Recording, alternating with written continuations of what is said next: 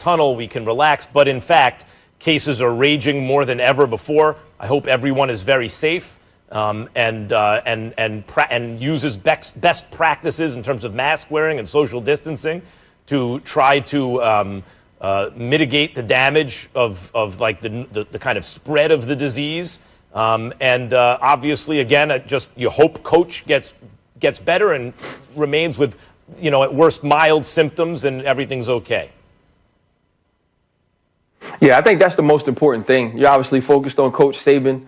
Obviously, he's up in age, so you want him to, one, not have to deal with complications. You want him to be as healthy as he possibly can be. But this is a reminder. This is a reminder that COVID-19 doesn't discriminate, that it doesn't matter how successful you are, or sometimes even how much you pay attention to prevention, that this could be something you could track. You could test positive, and in testing positive, it is an unpredictable illness. And so we all need to continue to be smart.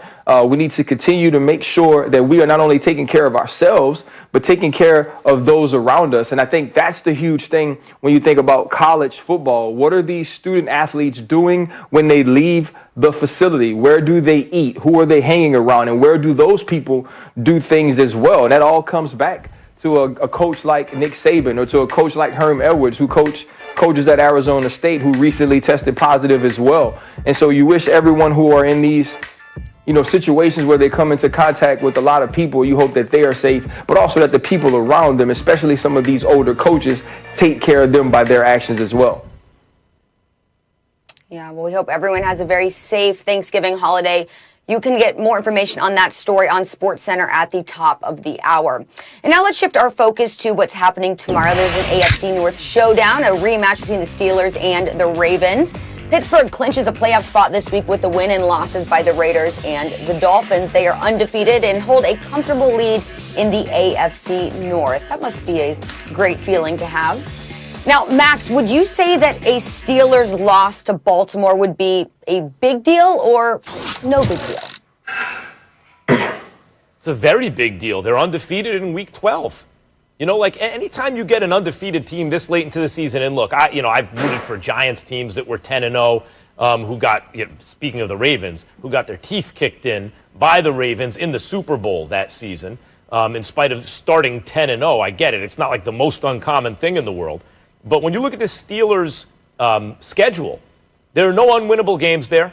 And Pittsburgh's kind of been disrespected this season, People don't really believe. They don't really believe in Pittsburgh. But I'm here to tell you, this team has a chance to hand in an undefeated season. In the 16-game regular season schedule, it's only happened once before by a Patriots team, which had they not lost the Super Bowl with the miracle play by Eli Manning and Tyree and then the Plexico pass, had that not been the case, they would have been anointed the greatest team in the history of American team sports. Right? Like 2007 was a big deal. And no, the Steelers aren't making anyone imagine that they're in the Patriots class that way.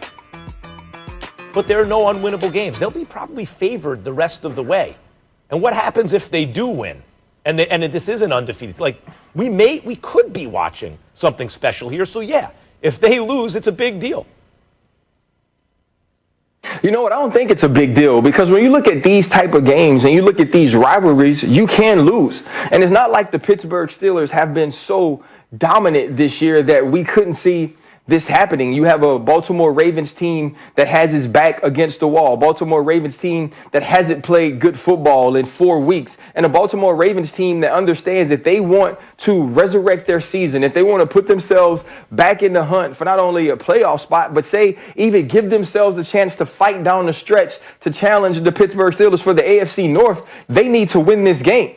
And there's nothing worse or nothing harder than beating a team talented. There's still talented players on that team that has a quarterback who can do such unpredictable things when they understand that they need a win. You think John Harbaugh can't find a way to fire up this team and get them ready for this game against the Pittsburgh Steelers? And the one thing I do know about the Steelers is they are looking at 16-0. The Pittsburgh Steelers are looking at finishing this game. So it's not like if you lose this game, it goes, oh, hell, we can't be 16-0. That's not the goals you start the season with. You start the season with the goal of winning the AFC North. And then you start the season with your next goal would be to host playoff games.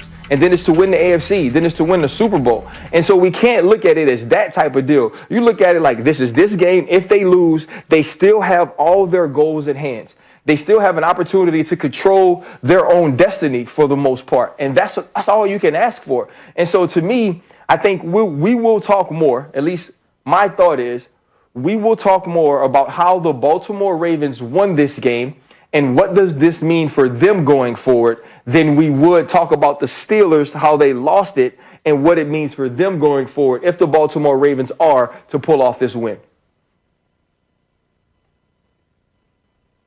All right, well, what do you say? Let's very, very quickly talk Hall of Fame. Calvin Johnson, Megatron, is a semifinalist. So, Max, do you think that he deserves to get into the Hall of Fame this year? I do. I'd make him a first ballot. And I know he had a short career, relatively short career. Let's remember, he walked away from the game at the age of 30. Kind of like Barry Sanders, another Detroit Lion. By the way, there's not a lot of reason to stick around up there, is there? The futility of that franchise. One playoff win in 60 years. It's not his fault that he was on the Lions. He chose to walk away. It's not like he wasn't still good. He had 1,200 plus yards that season. Ryan, this dude had a season with close to 1,700 yards and 16 touchdowns. And the next season, he got better. He set the all-time record, almost 2,000 receiving yards. The peak of his career was so absurd. I think he played just long enough. You can't talk about the greatest receivers ever without talking about him. First ballot. Calvin Johnson is 100% a Hall of Famer. I don't know if he's a first ballot Hall of Famer, given the history of the Hall of Fame, the way that certain people had to wait, and the reasons why.